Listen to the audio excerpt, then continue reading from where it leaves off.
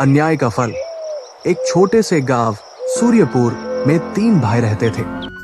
बड़े भाई का नाम था वीरेंद्र, मंझले भाई का नाम था धनराज और सबसे छोटे भाई का नाम था गोपाल। तीनों भाइयों के पिता का देहांत हो चुका था और अब बारी थी उनकी संपत्ति के बंटवारे की। एक दिन तीनों भाई आंगन में बैठे। वीरेंद्र घमंड से, मैं सबसे बड़ा हूं इसलिए बंटवारा मैं करूंगा। धनराज ने तुरंत सिर हिलाया, हाँ भैया, जो आप कहेंगे वही सही। गोपाल मासूम था, भैया आप दोनों बड़े हैं, मैं आपका फैसला मान लूंगा।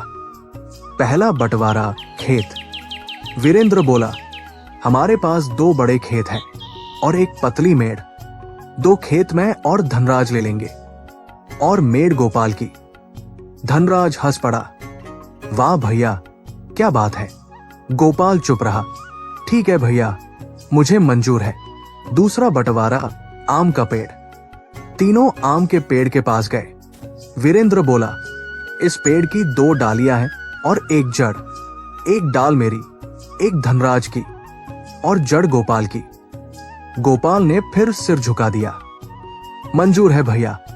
तीसरा बंटवारा घर। वीरेंद्र बोला, घर में 4 कमरे हैं और एक छत। 2 कमरे मेरे, 2 धनराज के और छत गोपाल की। अब गोपाल की आंखों में आंसू थे, लेकिन उसने कुछ नहीं कहा। चौथा बंटवारा पैसे। मटका खोला गया। वीरेंद्र बोला, नए सिक्के हम दोनों लेंगे और पुराने बेकार सिक्के गोपाल के। गोपाल को सिर्फ 4 पुराने सिक्के मिले। घर से निकालना। वीरेंद्र बोला, अब घर हमारा है, तुम छत पर रहो या कहीं और जाओ। गोपाल और उसकी पत्नी सीता को घर से निकाल दिया गया। नई शुरुआत। दोनों ने तालाब के किनारे छोटी सी झोपड़ी बना ली। सीता गुस्से में बोली, आपने कुछ कहा क्यों नहीं? गोपाल बोला, वो मेरे बड़े भाई हैं। सीता ने कहा, अब वक्त है समझदारी का, सिर्फ सीधाई से काम नहीं चलता। पहली चाल मेड़ तोड़ना। रात में सीता बोली, चलो खेत पर। दोनों ने मेड़ तोड़ दी। अगले दिन पानी बह गया और वीरेंद्र धनराज की फसल बर्बाद हो गई। दूसरी चाल पेड़ काटना। सीता बोली, पेड़ की जड़ हमारी है ना? गोपाल समझ गया। दोनों ने पेड़ काट दिया।